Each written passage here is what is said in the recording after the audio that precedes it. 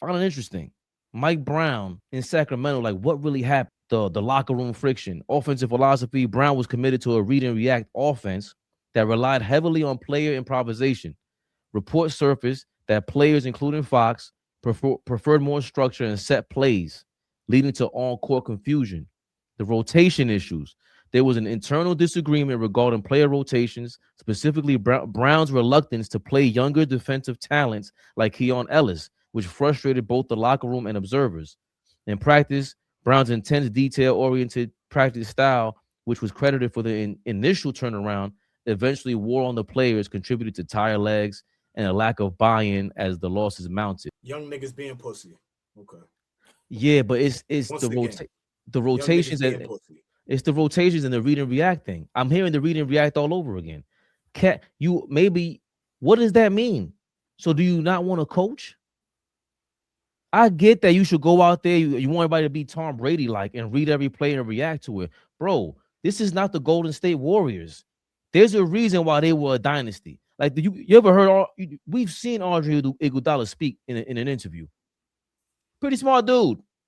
Steph Curry sounds pretty smart. As much as we say about Draymond, whether you like him or not, he is not dumb by any stretch of the imagination. You got a bunch of guys on the floor. Sean Livingston. You got a bunch of guys who can just contribute on a basketball level. And how much reading and reacting are you doing with Steph Curry out there? And you know to play. You're teaching. You're trying to push Karl Anthony Towns to do something that he's not built to do. And then you got Brunson going off ball, and he was starting to do that, but that's not really his design. So again, going back to the beginning of this, all right, you tried your thing, but what was your backup plan as a coach? Where is Karl Anthony Towns going to start these plays from now on? Where does he start his schemes from? To me, it should be more from the corner, like way more off ball. Don't touch the ball for a couple minutes now. I know you were saying he should start certain plays, Flea, but it's I can't totally blame Karl Anthony Towns. But we heard Frank Isola just say that, and then now you stepping into this. I'm confused by what you want me to do. I'm going to start this initiate offense. I've never done this before, and now I'm learning on the fly. Forget about the pressure in the championship. I'm just trying to learn what the fuck you talking about. You as a coach, to me, you're supposed to be like, you know what? We getting you out of there. Let's put somebody else in there so you can run the play. He's holding on to the ball for way too long. There's too many things about him that you want him to do that he doesn't do. It doesn't make sense to me. And I see a lot of the same issues that happened with Sacramento. It happened now within a month. That shit took a year. This happened since the NBA Cup. Well, I mean, great coaches adjust to their personnel. Great coaches look at their team, assess what they have, and go from there. And not, yo, this is what I saw work, like OG said, this is what I saw work in Golden State. So now I got to bring this over here and try to implement the same things with a completely different roster, with a completely different team. So you got to adjust to what you have in front of you. So you asked a question yesterday, OG, like, is that on Cat or is that on Brown for why Cat is not in position or why Cat is not, as effective as he was last year? And that's a two-person thing, right? Cat has to continue to be aggressive, but Mike Brown, he's your second best player. Your second best guy. We need him. If he's going to be on the team, we need him to play at a high level. You know what he's capable of.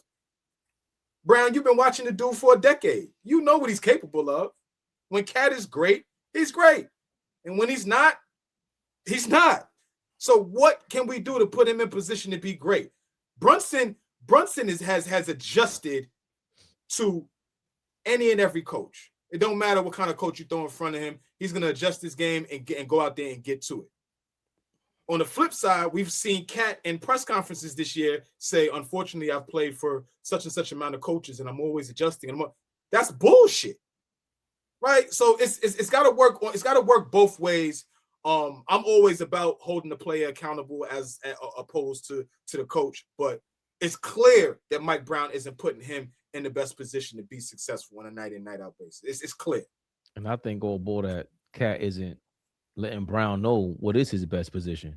Like, that's up to him to me. Like, they got to work that out, and instead of getting called out. Remember what I was saying even last season, but definitely this season, I was saying our guys are very low basketball IQ guys.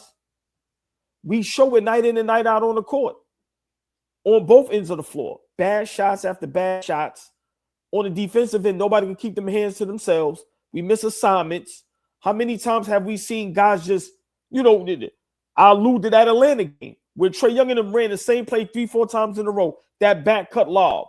So to win championships, you have to have smart basketball players. And it seems at times more than others, our guys don't play smart basketball. That's why I said, Fleet, it looks like we just roll a ball out there and we play pickup. Whoever has it going, has it going.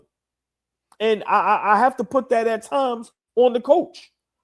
This is the coach's game plan. We had a game plan last season. No matter how much chemistry this season Brunson and Cat doesn't have, Carl, last season, listen, they had it going. And we seen in the playoffs where it matters the most, they had it going.